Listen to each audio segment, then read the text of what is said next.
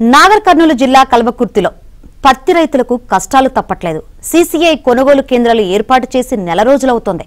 అయితే అన్ని జిన్నింగ్ మిల్లులకు పర్మిషన్ రాకపోవడంతో దూర ప్రాంతాలకు తరలించాల్సి వస్తోంది. పత్తి రైతులు ఆవేదన వ్యక్తం చేస్తున్నారు. ఇటీవల కురిసిన వర్షాలకు పత్తి పంట తీవ్రంగా దెబ్బతింది. మరోవైపు చేతికొచ్చిన కొంత పంటకు తేమ శాతం పెరగడంతో రైతులకు గిట్టుబాటు ధరలు రావడం లేదు. అలాగే పత్తి రంగు మారడంతో కొనుగోలుదారులు పంటను కొనేందుకు ముందుకు రావడం లేదు. ప్రభుత్వం వెంటనే స్పందించి తమను ఆదుకోవాలని పత్తి రైతులు వేడుకుంటున్నారు. ఓపెన్ చేసి దాదాపుగా ఇప్పటికీ 15-20 రోజులు అవుతుంది. సీసీఐ ఓపెన్ చేసి కొన్ని సెంటర్లే తీసుకున్నారు వాళ్ళు. ఆ సెంటర్లు తీసుకోవడం వల్ల ఏమైతుంది రైతులకంటే, ఇప్పుడు ఒకటే సెంటర్ ఓపెన్ చేయడం వల్ల ఆడికి ఒక 50-60 బండ్లు పోతాయి. పోయిన తర్వాత స్లాట్ బుకింగ్ చేసుకొని వాళ్ళది కంప్లీట్ గా అదైన తర్వాత అన్లోడ్ చేసేసరికి బండ్లు ఆగడం వల్ల 2-3 రోజుల లోపల ఉన్న మ్యాచరు ఇవాళ 9 మ్యాచర్ ఉన్నది, అది దాదాపుగా ఓ 3 రోజులు ఆగడం వల్ల అది 12-13కు మ్యాచర్ వస్తుంది. కలర్ చేంజ్ కావడానికి ఆస్కారం ఉంది.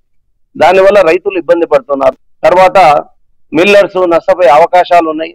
దాన్ని ఒకసారి పునరాలోచన చేసి ఏ మిల్లు అయినా ఏ ఏరియాలో ఉన్న మిల్లులు అన్ని కూడా ఒకే టైంలో ఓపెన్ చేస్తే రైతు దగ్గర ఉన్న మ్యాచర్ పత్తి కూడా నష్టపోకుండా ఆ 10 రోజుల్లోనే దింపుకుంటారు. కాబట్టి నెక్స్ట్ ఫార్మర్ కి ఇబ్బంది ఉండదు, తర్వాత సీసీఐ వాళ్ళకు కూడా ఇబ్బంది ఉండదు. ఆ తేమ శాతం కొద్దిగా 12 నుంచి కొద్దిగా ఎక్కువ శాతం వచ్చినా కానీ తీసుకోగలరని మనవి. అట్లే 7 క్వింటాళ్ళు దిగుతుందని ఆడుకునేంత వరకు మాకు తెలియదు.